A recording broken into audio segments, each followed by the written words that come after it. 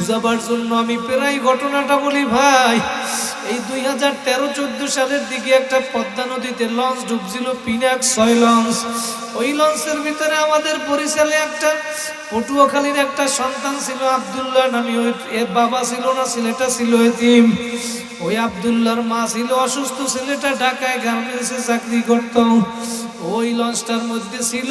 যখন ওই লঞ্চটা তুফানের ভিতরে পড়ল, ওর মাকেও ফোন দিয়া বলল, মা আমি ঢাকায় গিয়ে আর বুঝতেও পারি না, বুঝতে পারি মা, জানি না।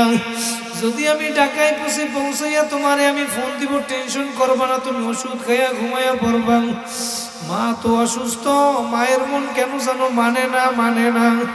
সন্তান যদি দুনিয়ায় বিপদে পড়িয়া যায়, সবার আগে জানে মা, কথা বলেন ঠিক কিনা?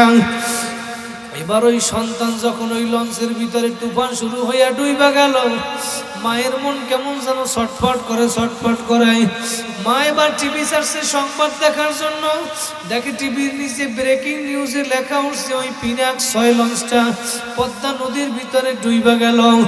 মা এবার চিৎকার দিয়া বলে, আব্দুল্লাহ, ওই লঞ্চের মধ্যে তো আমার সন্তান আব্দুল্লাহ ছিল। এবার আব্দুল্লাহর মোবাইলে ফোন দেয়, ফোন আর রিসিভ হয় না, ফোন বন্ধ, আর ফোন ঢুকে না। এবার মা ডাক দিয়া বলে, সন্তান, একদিন 2 দিন হইয়া গেল, মায়ের মন মানে না। 3 দিনের দিন ওই পদ্মা নদী থেকে লঞ্চটা উঠাইলাম।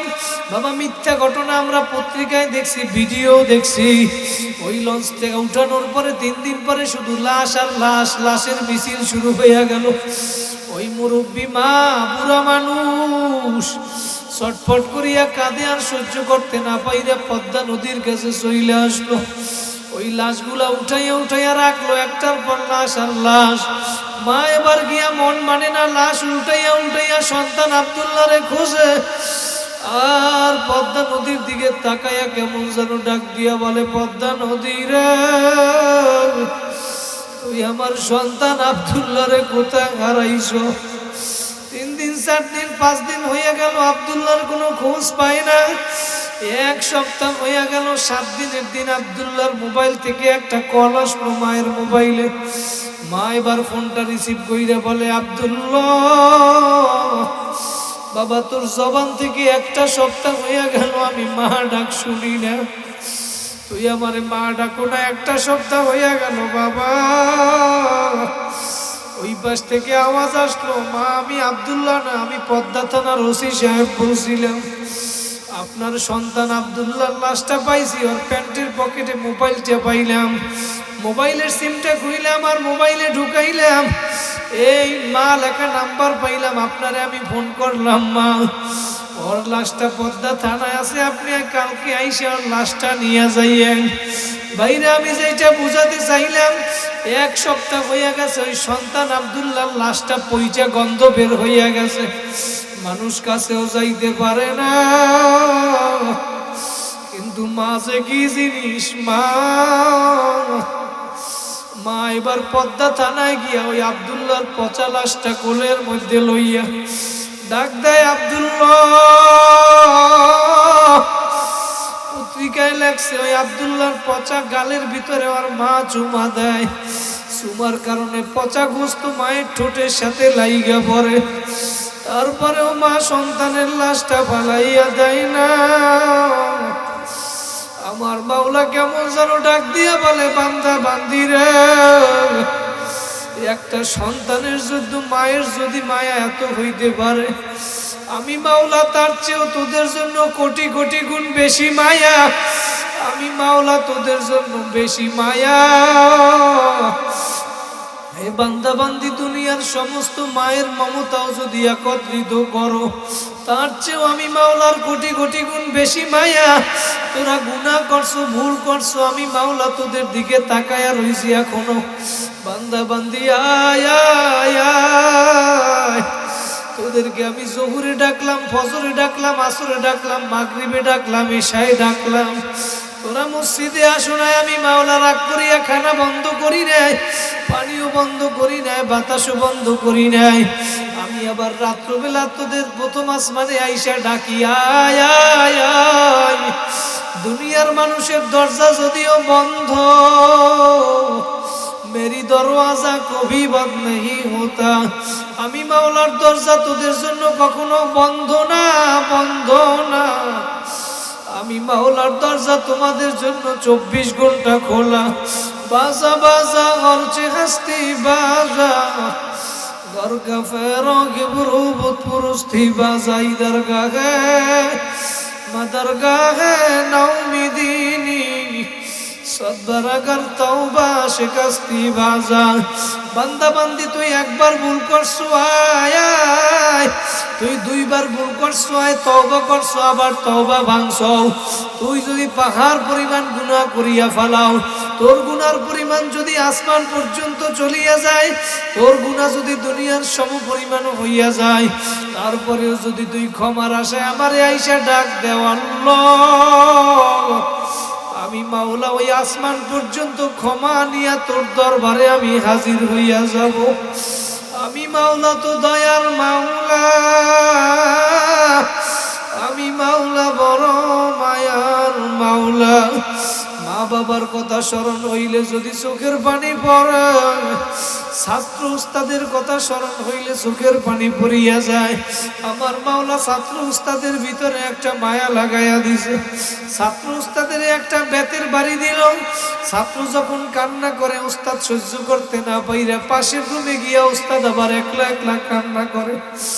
আমার মাওলা ছাত্র উস্তাদের ভিতরে মায়া লাগাইছে, মা সন্তানের মধ্যে মায়া লাগাইছে। আমার মাওলা বলেন বান্দা বান্দি তার চেয়েও আমি মাওলার কোটি কোটি গুণ বেশি মায়া। তোমরা গুনাহ করছো, ভুল করছো, অন্যায় করিয়া ফেলাইছো, আমি মাওলা জানি। তারপরেও আমি মাওলার দরজা তোমাদের জন্য খোলা। তোমরা যদি রাত্রবেলা আমার কাছে আইসা ডাক দাও আল্লাহ, এই দুনিয়ার রহমতপুরের সমস্ত মানুষগুলা 3টা বাজে ঘুমায় রাত্রে, তুমি যদি উইঠা একটু জায়নামাজটা লইয়া উযু বানাইয়া 2 রাকাত নামাজে যদি দাঁড়াইয়া যাইতে পারো, আমার মাওলা বলে তুই দাঁড়াইয়া আমার মাওলারে ডাক দিতে দেরি, আমি কবুল করতে দেরি করব না।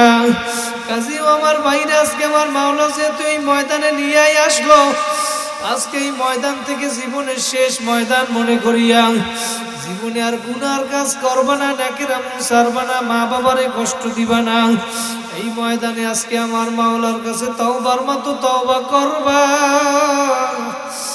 আর কোনোদিন মা বাবারে কষ্ট দিবা না, গুনার কাজ করবা না, নামাজ ছাড়বা না, দাড়ি কামাবা না, এক কথায় গুনার কাজ করবা না, নেকের আমল ছাড়বা না।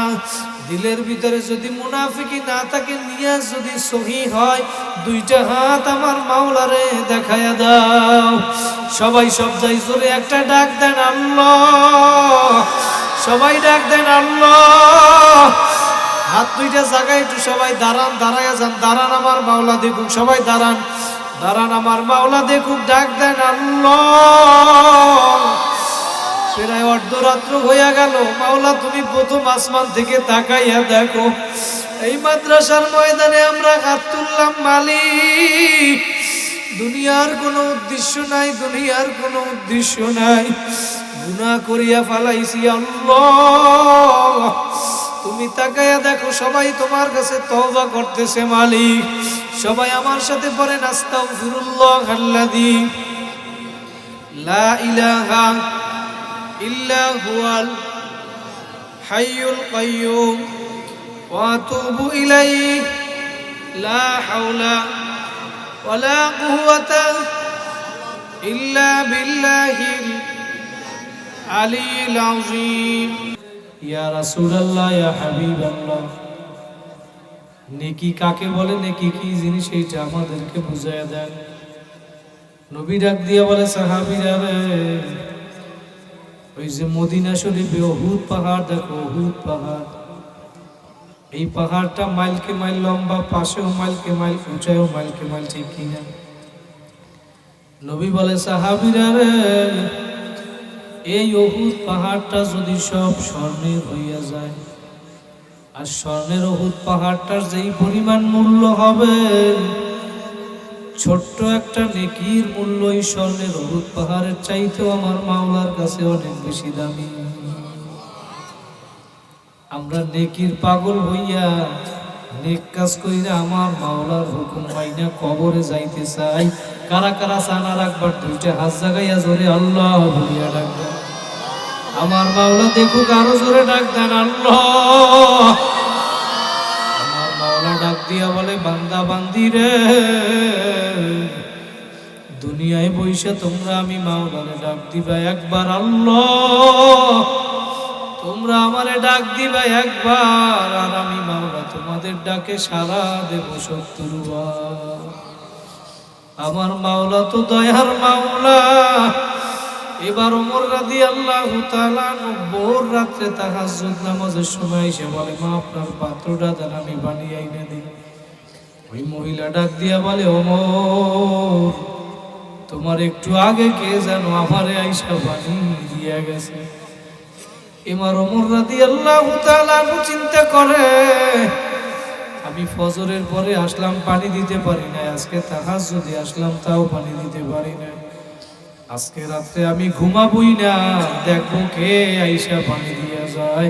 জোরে বলেন সুবহানাল্লাহ। আজকে ঈশার নামাজ পড়া ওই মহিলার বাড়ির দরজায় দাঁড়ায় রয়েছে, পরীক্ষা করতে আছে কে আইসা পানি দিয়া যায়, পাহারা দিতেছে রাত্রবেলা। যখন রাত্রবেলা আস্তে আস্তে রাত্র গভীর হইল, এবার ওমর দেখে অন্ধকারের ভিতরে কে যেন একজন আইসা পানি দিয়া যায়। যখন পানি দিয়া যাইতেছে, এবার ওমর গিয়া ধরছে, দেখবে কে আইসা আমার আগে পানি দিয়া যায়।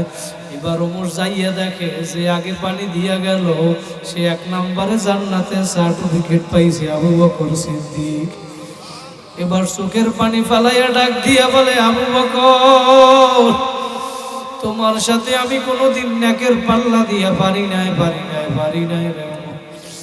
আল্লাহু আকবার, আল্লাহু আকবার। নবীরে একবার আয়েশা রাদিয়াল্লাহু তাআলা জিজ্ঞেস করে, ও নবী, এই আকাশের ভিতরে যতগুলা তারকা দেখা যায়, তারকা, এই তারকার সমপরিমাণ কারো নেকি আসেনি?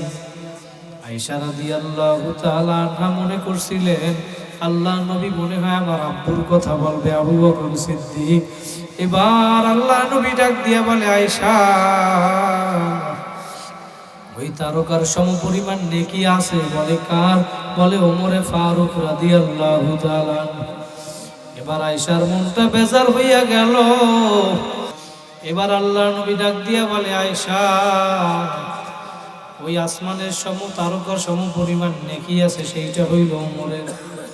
এবার আয়েশা রাদিয়াল্লাহু তাআলা আনহার মন বেজার হইয়া গেল, আমার আব্বুর কথা, আবু বকরের কথা বলে নাই। মায়ার নবী এবার আল্লাহ তাকাইয়া দেখে আয়েশার মন বেজার হইয়া গেল। এবার আল্লাহ নবী ডাক দিয়া বলে, আয়েশা রে, আবু বকরের নেকি ওই তারকা সমপরিমাণ না, তারকা সমপরিমাণ না। ওমরের নেকিও না, দুনিয়ার সমস্ত নেকিও যদি এক পাল্লায় রাখা হয়, আবু বকরের নেকি যদি এক পাল্লায় রাখা হয়, তারপরে আবু বকরের নেকির পাল্লা ভারী থাকবে। একটু জোরে বলেন সুবহানাল্লাহ। সুবহানাল্লাহ যে একবার বলবে, নবী বলেন আসমান জমিনের ভিতরে যত জায়গা আছে সব আমার মাওলা নেকির দ্বারা ভইরা দিবে। তারপরেও আবু বকর সিদ্দিক রাদিয়াল্লাহু তাআলা ১ নম্বরে জান্নাতে সার্টিফিকেট পাওয়ার পরে নামাজের জন্য পাগল, নেকির জন্য পাগল।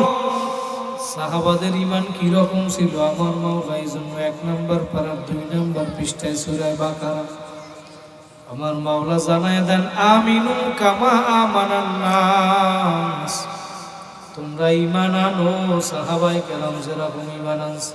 কথা বলেন ঠিক? সাহাবাদের ঈমান কি রকম ছিল? আল্লাহু আকবার। ওমরে ফারুক রাদিয়াল্লাহু তাআলা বাদাম খাইতে পারবো, পরেও কি পারবো না? আমরা আসছি কার জন্য? খিচুড়ি না বিরিয়ানি? কার জন্য?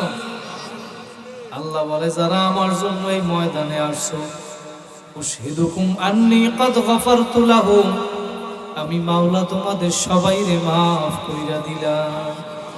বিশ্বাস হয়? বুখারী শরীফের 6408 নম্বর হাদিস। এই হাদিসের শেষে আল্লাহু আকবার নবী জানায়া দেন, আল্লাহু আকবার, এটা হাদিসে কুদসি আমার মাওলা নিজে জানায়া দেন, হে ফেরেশতারা তোমরা সাক্ষী থাকো এই ময়দানে, আজকে যারা মাদ্রাসার ময়দানে ঢুকলো, এই জিকিরের মজলিস আমার জান্নাতের বাগানে ঢুকছে, তোমরা সাক্ষী থাকো আমি মাওলা সবাইকে মাফ কইরা দিলাম। আমরা মাফ পাইয়া বাড়ি যাইতে চাই কি চাই না? কারা কারা চান? দুইটা হাত জাগাইয়া জোরে আল্লাহ বলিয়া ডাক। আল্লাহ দেখুক, আরো জোরে ডাক দেন আল্লাহ। আমার মাওলা বলেন, বান্দা বান্দি রে, দুনিয়ায় বইসা তোমরা আমারে ডাক দিতে দেরি, উদউনি আস্তাজিব লাকুম, আমি মাওলা তোমাদের ডাকে সাড়া দিতে দেরি করব না। বলেন সুবহানাল্লাহ।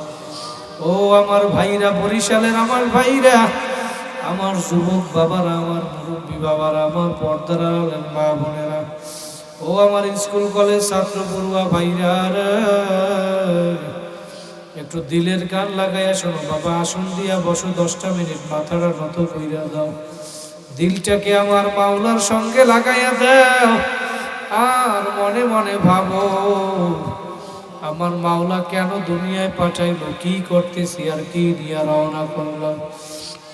এই হিসাব নিকাশ মিলাইয়া তারপর আমার মাওলার কবরে যাইয়া শুইও। ওমর রাদিয়াল্লাহু তাআলা আনহু বলতেন, তোমার হিসাব নেওয়ার আগে নিজের হিসাব তুমি আগে নিজে নাও, নিজের হিসাব নিকাশ মিলাইয়া তারপর কবরে যাইয়া শুইও। কারণ কবরে কিন্তু কোনো দলের পরিচয় চলবে না, নেতার পরিচয় চলবে না, নেত্রীর পরিচয় চলবে না, কবরে কোনো বংশের পরিচয় চলবে না, ক্ষমতার গরম চলবে না। আল্লাহু আকবার। মেম্বার, চেয়ারম্যান, এমপি, মন্ত্রী, মিনিস্টারের গরম কবরে চলবে না। কথা বলেন ঠিক কিনা? নবী তার কলিজার টুকরা মেয়ে ফাতেমাকে নসিহত করে, ইয়া ফাতেমা তু আনকিযি নাফসাকি মিনান নার, ও ফাতেমা, কবরে গিয়ে আমি নবীর পরিচয় দিয়ে নাজাত পাইবা না, নাজাত পাইবা না। ফাতেমা, তুমি যদি কবরে গিয়া পরিচয় দাও আমি নবীর মেয়ে ফাতেমা, এই পরিচয় কিন্তু কবরে চলবে না, চলবে না। ফাতেমা, তোমার নিজের আমল নিজে কইরা তারপর কবরে যাইয়া শুইও। ও বাবা, তুমি আমি কোন দুনিয়ার পাগল হইলাম? মায়ার নবী যদি তার কলিজার টুকরা মেয়েকে নসিহত করতে পারে, তুমি আমি কোন দুনিয়ার পাগল হইলাম? তুমি আমি আজকে কোন মোল্লা মৌলবী হইলা? তোমার আমার চোখে আজকে পানি নাই। সাহাবায়ে কেরাম জান্নাতে সার্টিফিকেট পাওয়ার পরেও চোখে পানি। নামাজের জন্য পাগল, নেক আমলের জন্য পাগল, সুন্নতের জন্য পাগল। তুমি আমি আজকে দুনিয়ায় কোনো সার্টিফিকেট পাইলাম না, কিছু পাইলাম না, আর সারাদিন আমল নামায় গুনার গুনাহ, পৃষ্ঠার পরে আমল নামায় গুনাহ গুনাহ গুনাহ, তারপরেও একটু দিল নরম হয় না। আমার বরিশালের বাইরে আমি পায়ে হাত দিয়া বলিয়া গেলাম, গুনার কাজ ছাড়ো, নেকের আমল ধরো, আমার মাওলারে নিয়া কবরে যাও। কারণ ওই কবরে কোনো পরিচয় চলবে না। যদি আমার মাওলার নিয়া কবরে যাইতে পারো, নবী জানায়া দেন, আল কবরু রাউযাতুম মিন রিয়াজিল জান্নাহ, যদি ভালো আমল কইরা কবরে আসতে পারো, তোমার আমার কবরটা জান্নাতের বাগান হইয়া যাবে। আর যদি নাফরমান, বেনামাজি, সুদখোর, ঘুষখোর, বেপরদায় চলেন না, এক কথায় নাফরমান হইয়া যদি কবরে আসো, ওই কবরটা হুফরাতুম মিন হুফারিন নার, জাহান্নামের গর্ত হইয়া যাবে।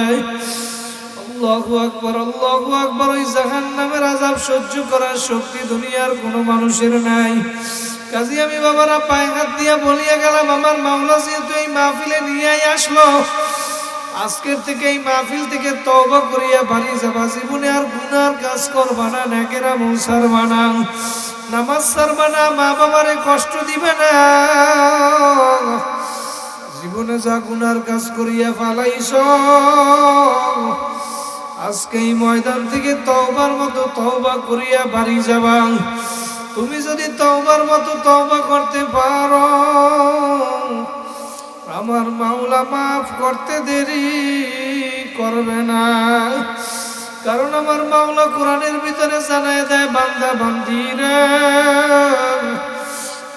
তোমরা যদি আমি মাওলার কাছে তওবার মতো তওবা করতে পারো, আমি মাওলা তোমাদের তওবা কবুল করিয়া তোমাদের জীবনের সব গুনাহ খাতাগুলি মাফ করিয়া দিব।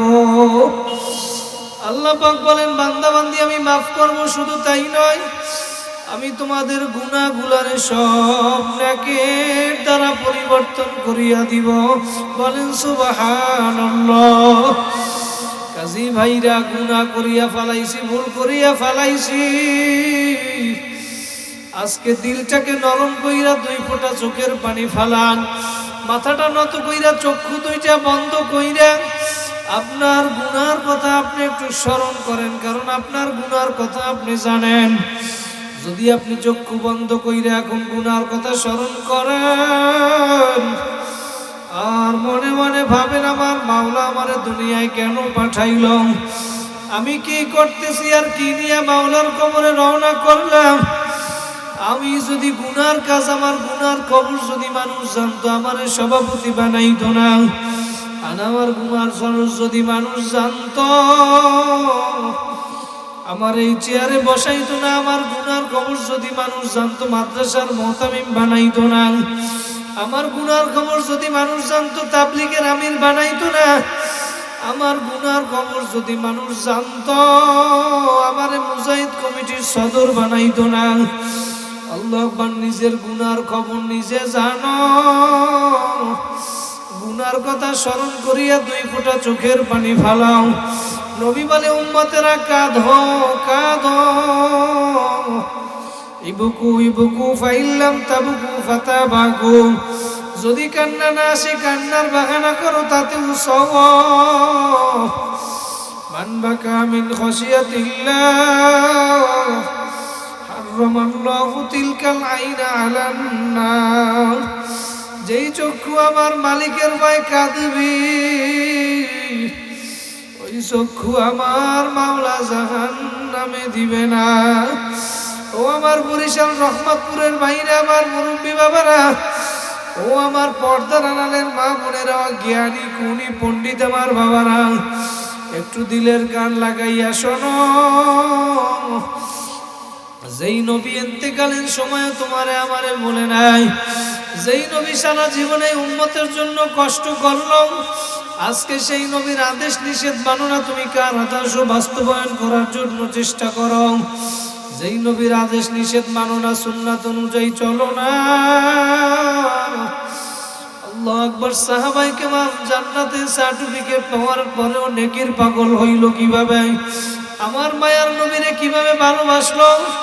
দুনিয়ার সব কিছু আমার মায়ার নবীরে চিনলো, আমার মায়ার নবীরে চিনলো, কিন্তু আমরা মানুষ হইয়া কি এত নেমখারাম হইলাম?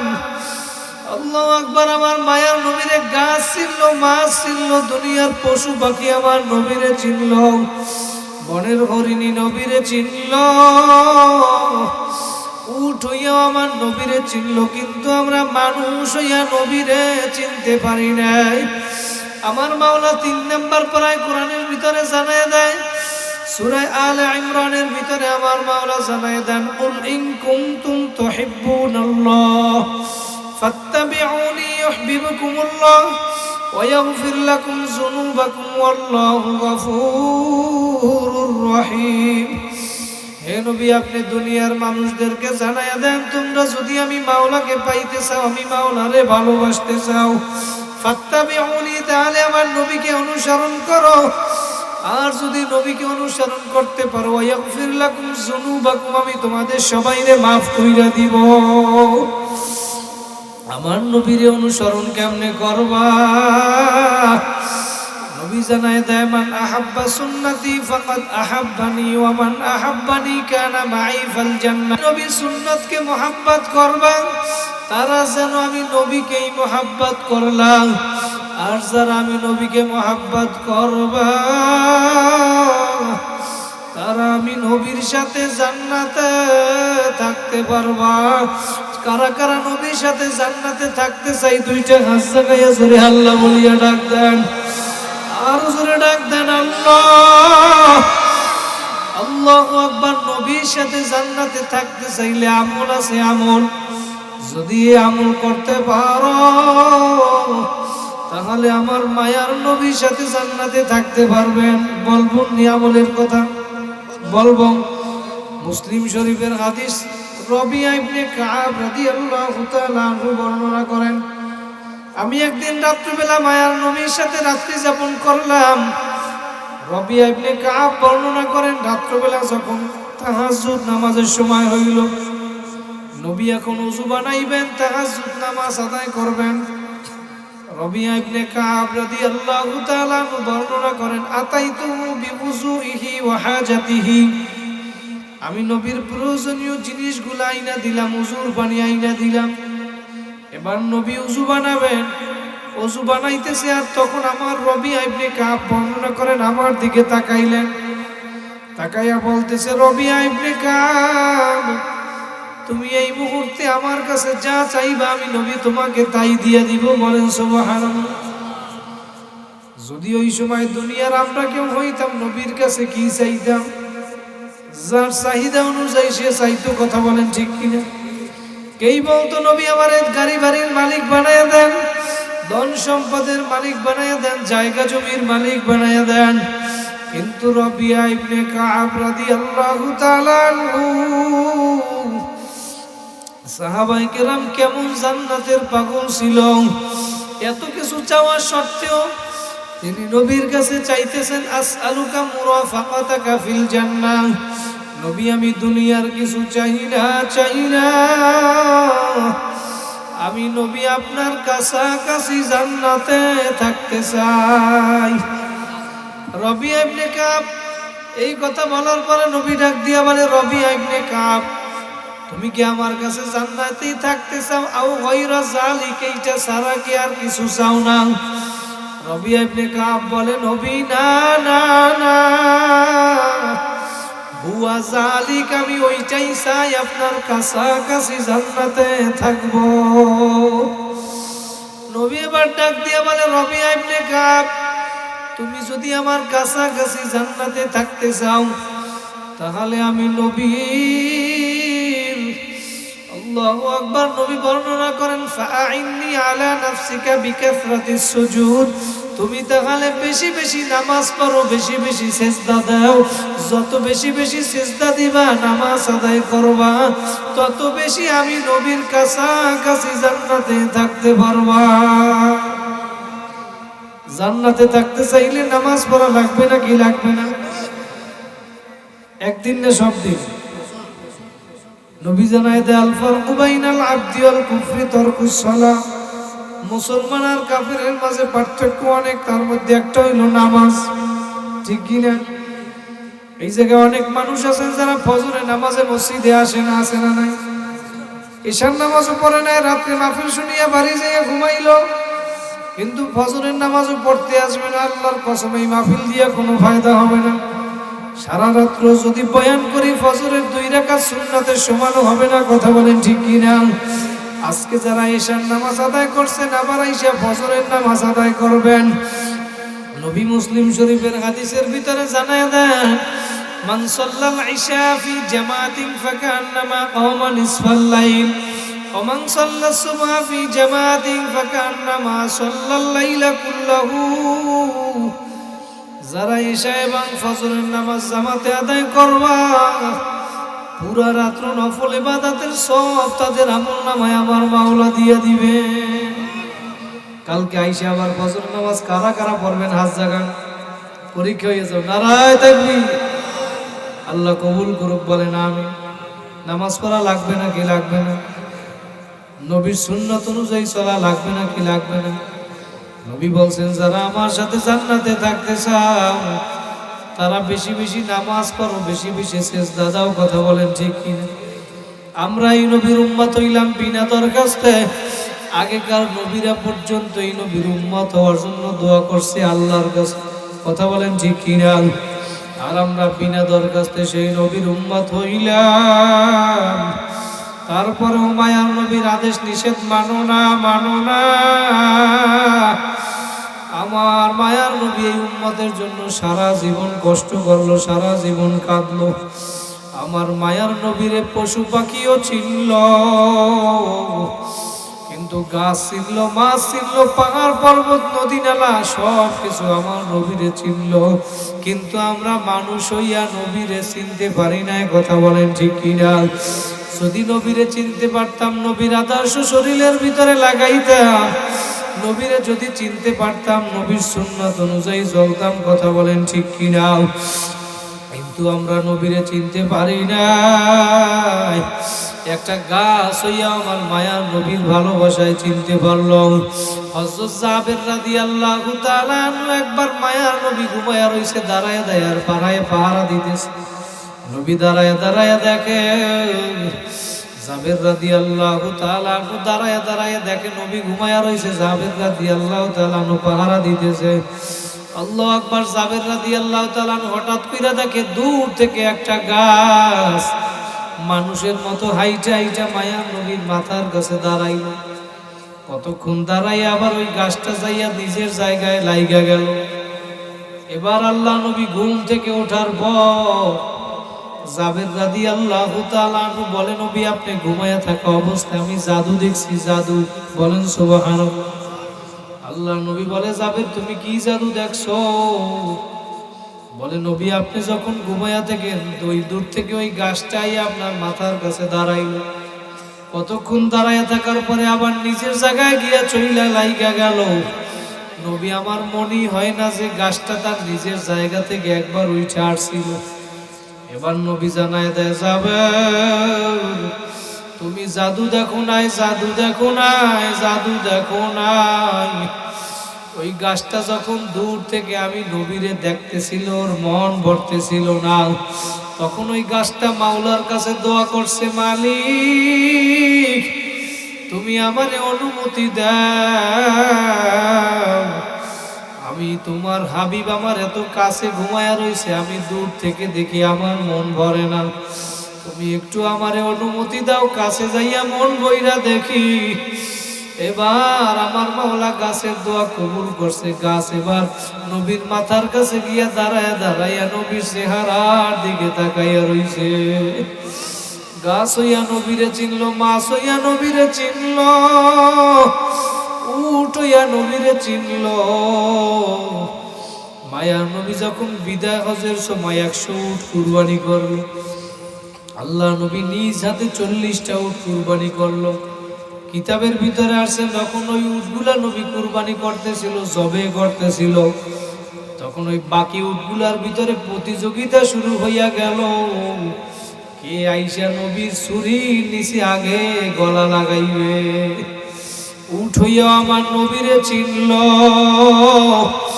আবার তুমি মানুষ হইয়া আজকে আমার মায়ার নবীর আদেশ নিষেধ মানো না,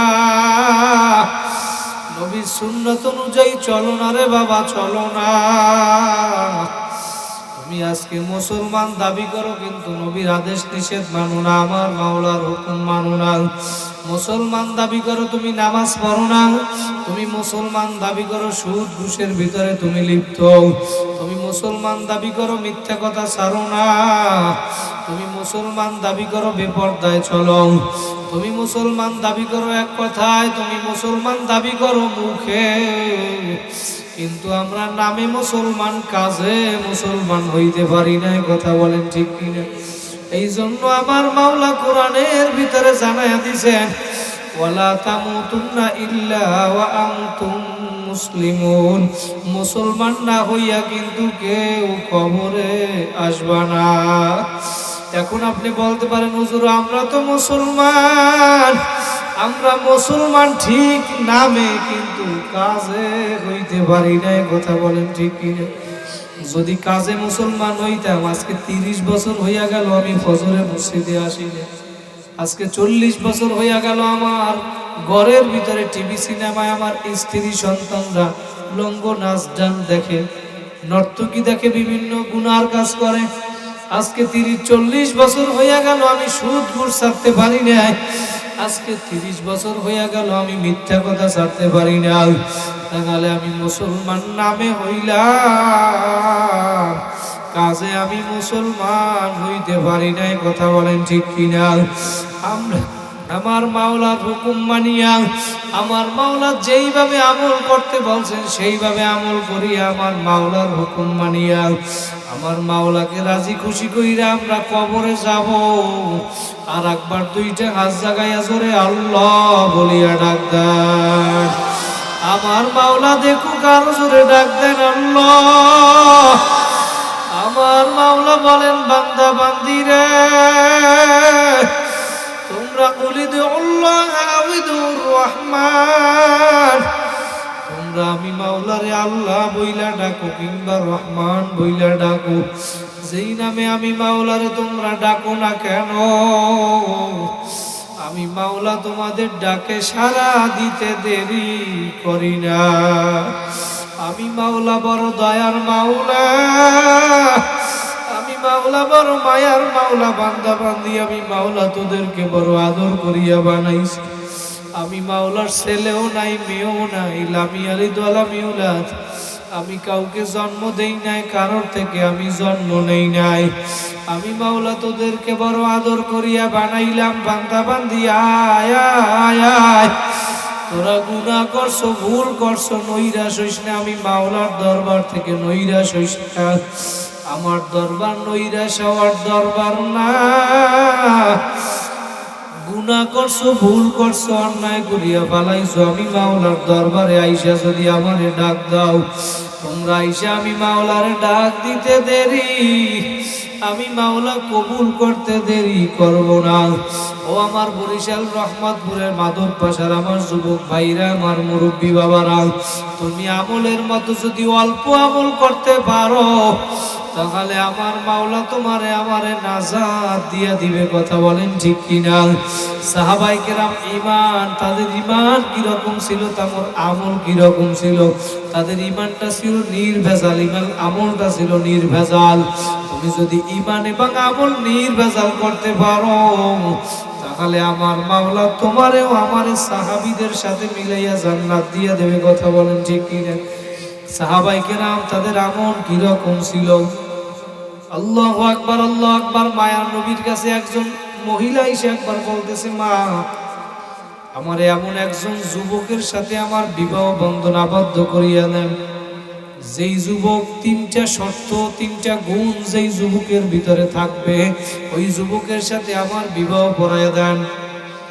ওই মহিলা ডাক দিয়া বলে, নবী, যেই যুবকের ভিতরে 3টা গুণ থাকবে, 1 নম্বরে প্রতিদিন রাত্র সারা রাত্র নফল ইবাদত করে।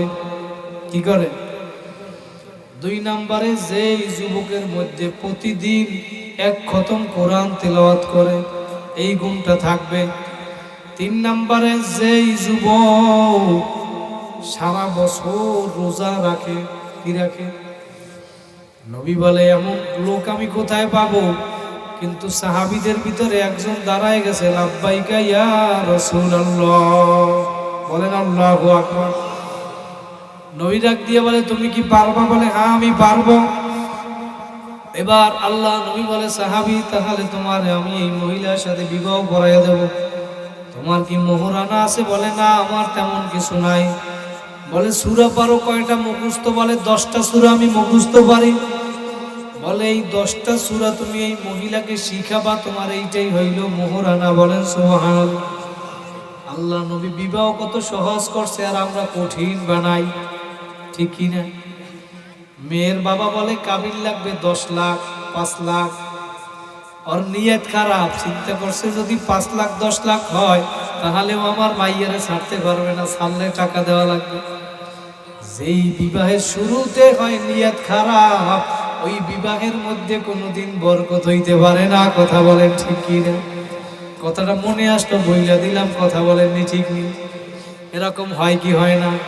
নবী করছে সহজ, আর আমরা বানাই যত কঠিন আছে। ঠিক কিনা?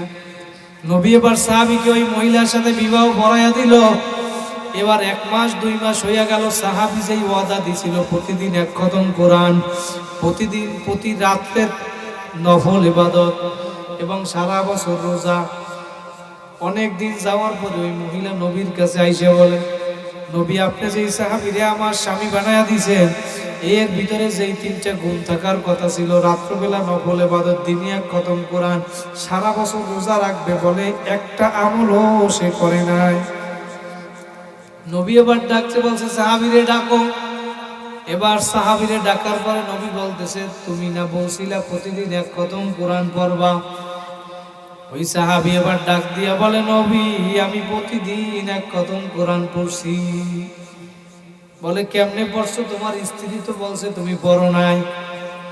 ওই সাহাবী এবার বলে, নবী আপনি হাদিসের ভিতরে জানায়া দিয়েছেন, যে ব্যক্তি সূরা ইখলাস 3 বার পড়বে, 1 বার পড়লে 10 পারা কোরআনের সওয়াব। বলেন সুবহানাল্লাহ। আমার মাওলা তো দয়ার মাওলা, আমার মাওলা জানে এই বান্দা বান্দিরা কোরআন তেলাওয়াত করবে না। এইখানে যত মানুষ আমরা আছি, এর ভিতরে অনেক মানুষ আছি 1 বছর তো দূরের কথা, জীবনেও 1 খতম কোরআন পড়ে নাই। আছে না নাই? কপাল কোরআন, কোরআন শরীফটা ওই বাসার সায়েন্সের তাকের উপরে উঠাইয়া রাখছে, জীবনে সইয়াও দেখে নাই। হাজা কালামি রব্বি, এইটা আমার মাওলার কালাম, এইটা কোরআনে নিয়ে একটু সুমা দিয়া খাইবে, তাও পারে না, কথা বলে না। আছে না নাই? যেই কোরআন আমার মাওলা এত মায়া করিয়া দান করলো, আল্লাহু আকবার, ওই কোরআনটা তুমি একটু বার করিয়া না পড়তে পারলেও যদি লাইন ধরে ধরে টানতা, আমার মাওলা তাকায়া তাকায়া দেখতো তুই পড়তে পারো না, তারপরও চেষ্টা করো, আমার মাওলা তোমারে 2 গুণ সব বেশি দিয়া দিবে। কিন্তু কপাল পোড়া মানুষ, আজকে 60 বছর হইয়া গেল সূরা ফাতিহাটা আলহামদুলিল্লাহ সূরা পড়তে পারে না। আছে না নাই? সূরা ফাতিহা সহ কমপক্ষে 4টা সূরা যার সহি শুদ্ধ নাই, তার নামাজ হবে না। হবে? কিন্তু মুসলমান তো আমি দাবি করি সালামটা পর্যন্ত ঠিক মতো দিতে পারে না।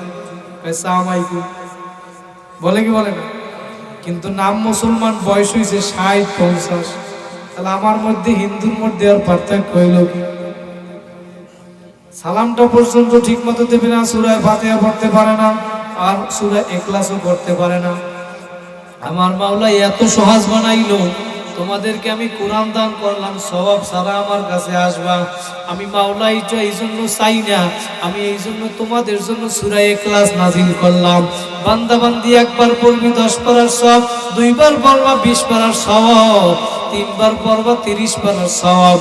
তুমি সূরা ইখলাস কুল হুয়াল্লাহু আহাদ আল্লাহুস সামাদ লাম ইয়ালিদ ওয়া লাম ইউলাদ ওয়া লাম ইয়াকুল লাহু কুফুয়ান আহাদ, তুমি 3 বার পড়তে দেরি, আমি মাওলা তোমার আমলনামায় 1 খতম কোরআনের সওয়াব দিতে দেরি করব না।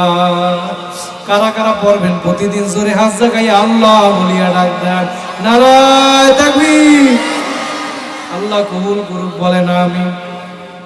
যারা প্রতিদিন 3 বার সূরা ইখলাস পড়বেন, 1 খতম কোরআনের সওয়াব জমা হইয়া যাবে আমলনামায়। এখন 365 দিনে 365 খতম সওয়াব জমা হবে।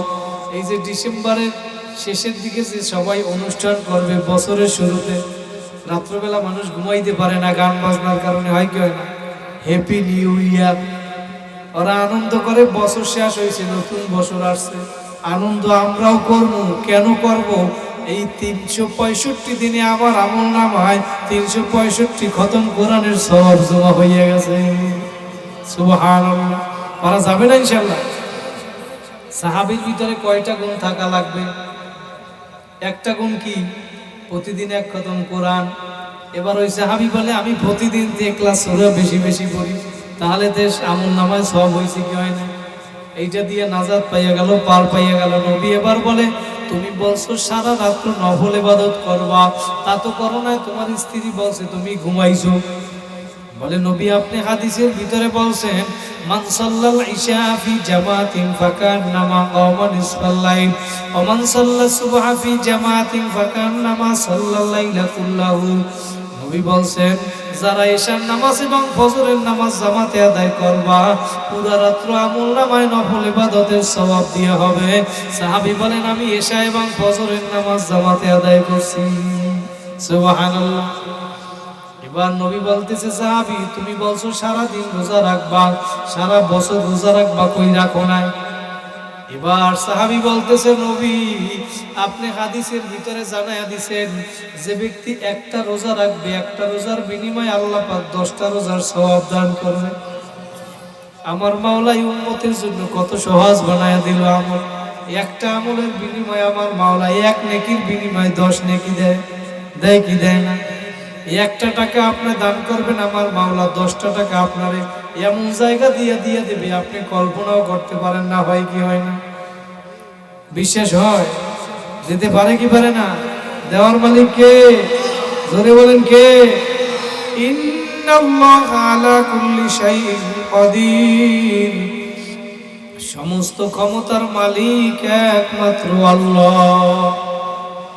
হযরত আলী রাদিয়াল্লাহু তাআলা আনহু, তার স্ত্রী ফাতেমা রাদিয়াল্লাহু তাআলা আনহা যেই দিন ইন্তেকাল হবে, বিদায় হইয়া যাবে দুনিয়া থেকে, ওই দিন আলী রাদিয়াল্লাহু তাআলা আনহুকে ফাতেমা রাদিয়াল্লাহু তাআলা আনহা বলতেছে আমার আনার খাইতে ইচ্ছে করে। কি খাইতে? টাকা নাই, একটা কাপড় দিয়েছে, বলে আলীকে এই কাপড়টা বিক্রি কইরা আমার জন্য আনার নিয়ে আসে। এক নেকিতে 10 নেকি, ওইটা বোঝানোর জন্য বলতেছে। এবার আলী রাদিয়াল্লাহু তাআলা আনহু ওই কাপড়টা বিক্রি কইরা একটা আনার কিনছে স্ত্রীর জন্য। আর স্ত্রীরা যদি কিছু চায়, স্বামী ধার কইরা হইলেও স্ত্রীরে দিতে চায়। কথা বলেন ঠিক কি? কিন্তু বর্তমানে স্ত্রীরা আবার আছে, স্বামী ইনকাম করে 800 টাকা দৈনিক, সোনো একটা আনতে বলছে দাম 1200। হয় কি হয় না? ওই স্বামী ওই স্ত্রী আদর্শ স্ত্রী, যে তার স্বামীর আয় অনুযায়ী ব্যয় করে। ঠিক? স্বামীর আয় বুঝে বলতে হবে, কি ঠিক না? আল্লাহ পাক আমার মা বোনদেরকেও কবুল করুক, বলেন আমি। এবার আলী রাদিয়াল্লাহু তাআলা একটা আনার কিনছে। ওই আনারটা কেনার পরে এখন পকেটের ভিতরে লুকাইয়া রাখলো, কারণ সে চিন্তা করে আমি পথের ভিতরে যাওয়ার সময় যদি আবার কেউ চায়, কোনো ভিক্ষুক বা কেউ যদি চায়, কারণ তারা আবার এমন ঈমানওয়ালা ছিল, তারা এমন দেনেওয়ালা ছিল, নিজে না খাইয়া আর একজনারে দিয়ে দিত। ঠিক কিনা? এখন সে লুকাইয়া রাখলো। এখন আমার মাওলার পরীক্ষা শুরু হইয়া গেছে। দুনিয়াতে একটা পরীক্ষার জায়গা। আমার মাওলা যাকে ভালোবাসে তাকে মাঝে মাঝে পরীক্ষা কইরা দেখে তোমার অন্তরের মধ্যে আমি মাওলার মহব্বত বেশি নাকি দুনিয়ার মহব্বত বেশি।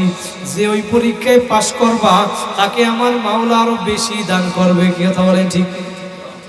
কিন্তু যখন আমাদের উপরে একটু বিপদ আসে তখন অধৈর্য হইয়া যায়, বলে আল্লাহর কি আর কাউরে দেখে না, আমারই দেখছে। বলে কি বলে না? অধৈর্য হইয়া যায়, ধৈর্য ধরে না। ইন্নাল্লাহা মা'আস সাবিরিন, ধৈর্যশীলদের সাথে আমার মাওলা থাকে। সুবহানাল্লাহ। এবার আলী রাদিয়াল্লাহু তাআলা আনারটা লুকাইয়া রাখলো। আমার মাওলা জিব্রাইলকে পাঠায় দিয়েছে, জিব্রাইল যাও যাও ভিক্ষুকের সূরাতে আলীর কাছে চইলা যাও, যাইয়া আলীরে পরীক্ষা কইরা দেখো আলীর অন্তরের মধ্যে আমি মাওলার মহব্বত বেশি নাকি স্ত্রী ফাতেমার মহব্বত বেশি। এবার আলী রাদিয়াল্লাহু তাআলা আনহুর কাছে ভিক্ষুকের সূরাতে জিবরাইল আমিন আসে, আয়েশা বলতেছে ভাই আলী আমি ভিক্ষুক, আমার খুব ক্ষুধা লাগছে, কলিজাটা শুকায়া গেছে, যদি আমার একটু আনার দিতে আমার কলিজাটা ভিজে যাইতো।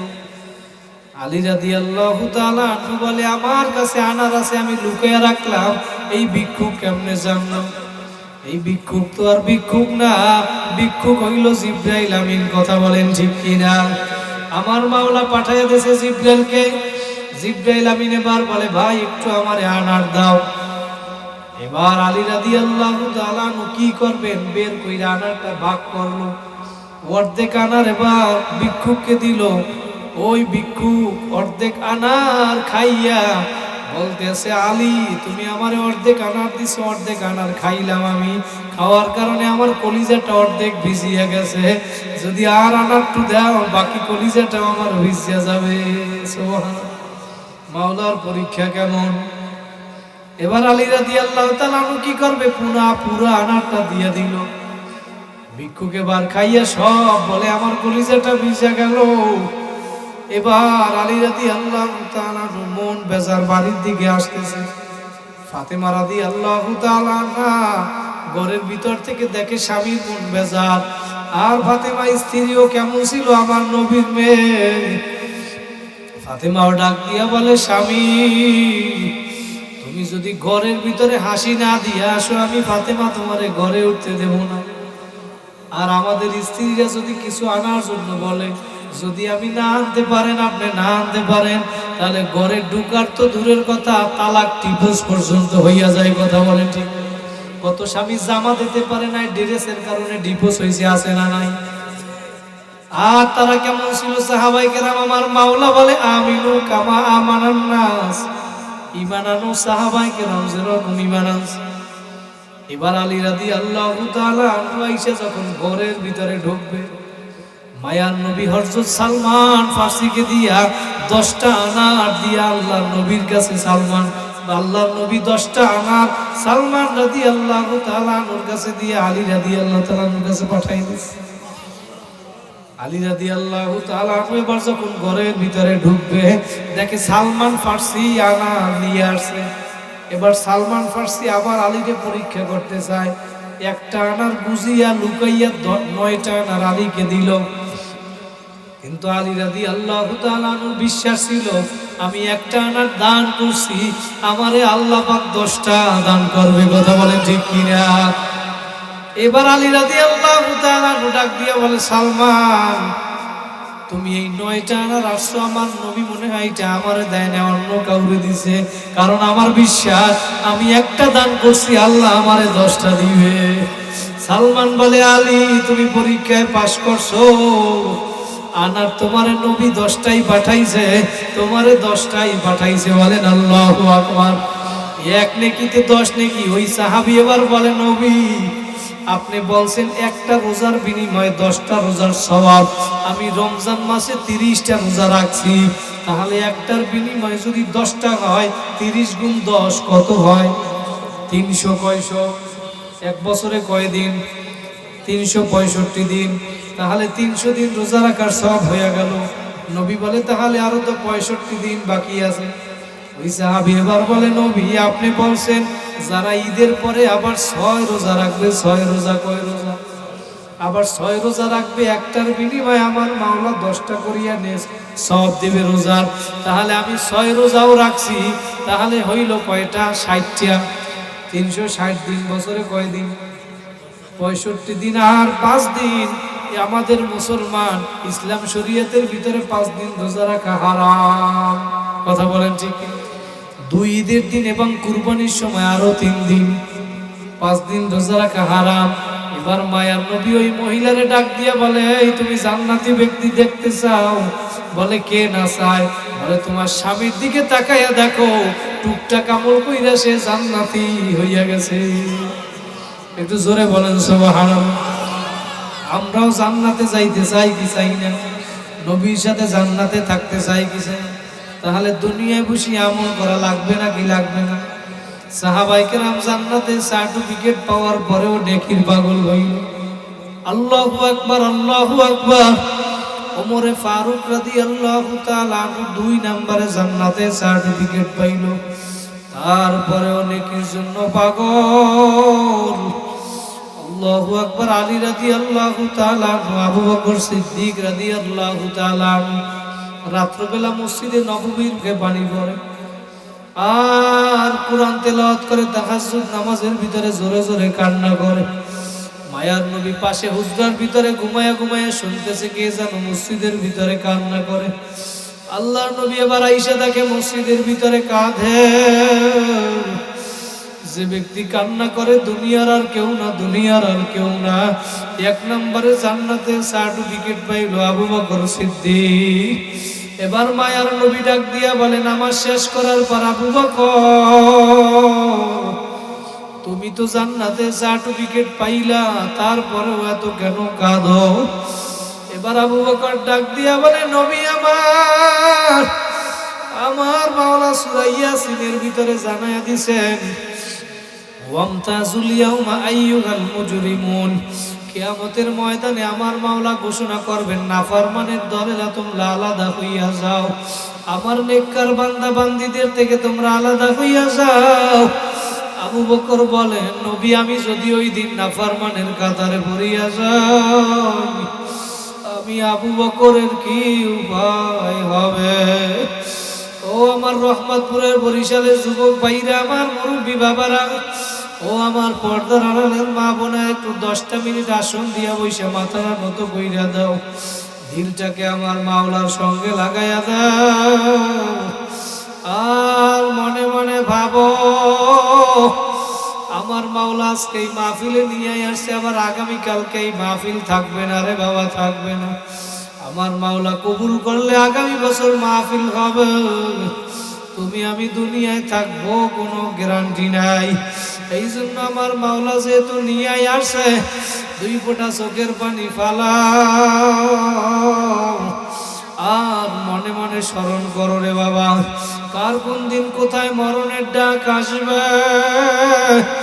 এই বাংলাদেশের ভিতরে ঢাকা শহর থেকে দৈনিক শত শত লাশ গ্রামের বাড়ি নিয়ে যায়, একবার যে চলিয়া যায় আর কোনো দিন আসে না, কথা বলেন ঠিক কিনা?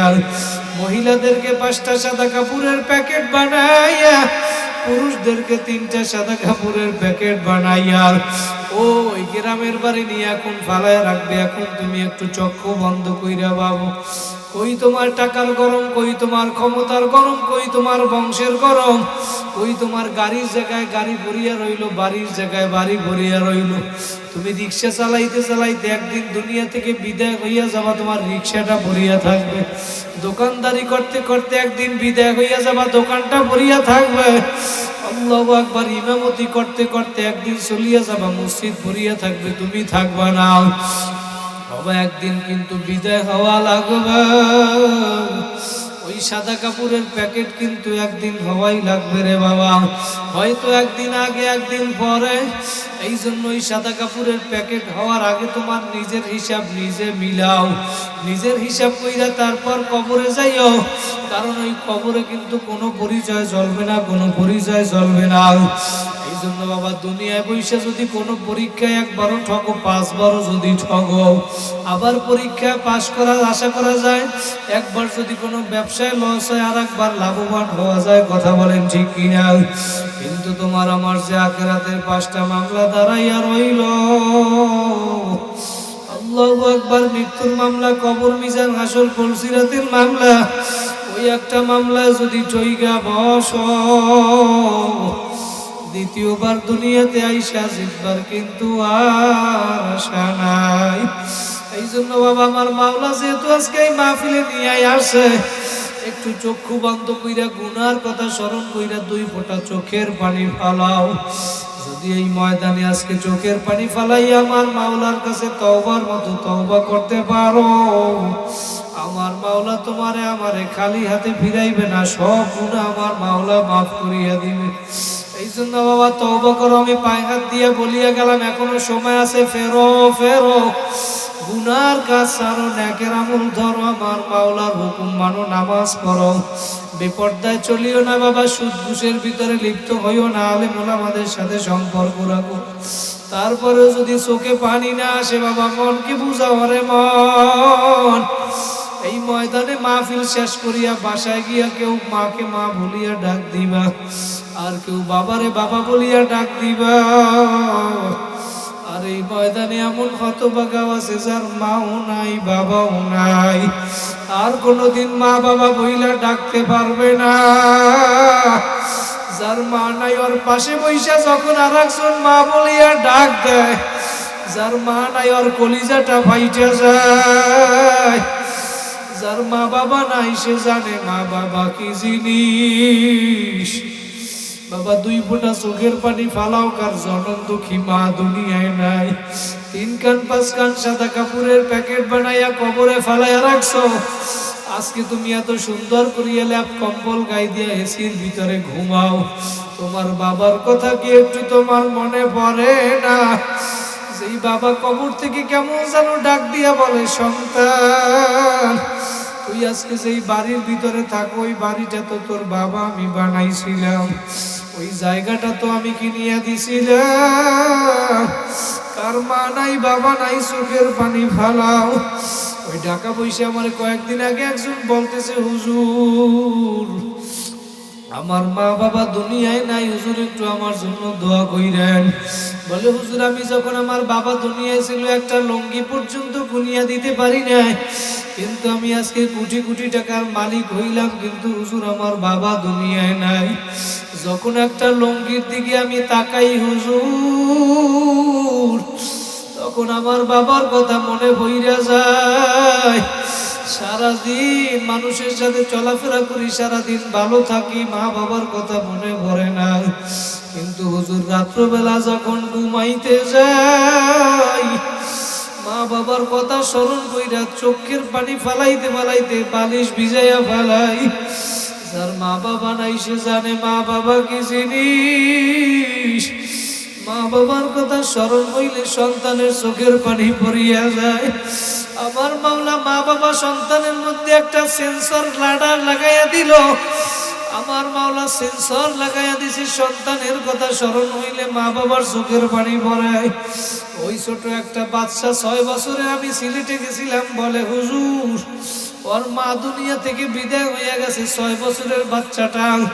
কিন্তু রাত্রবেলা আমরা সবাই ঘুমাই, ওই 6 বছরের বাচ্চাটা রাত্রবেলা ঘুমায় না।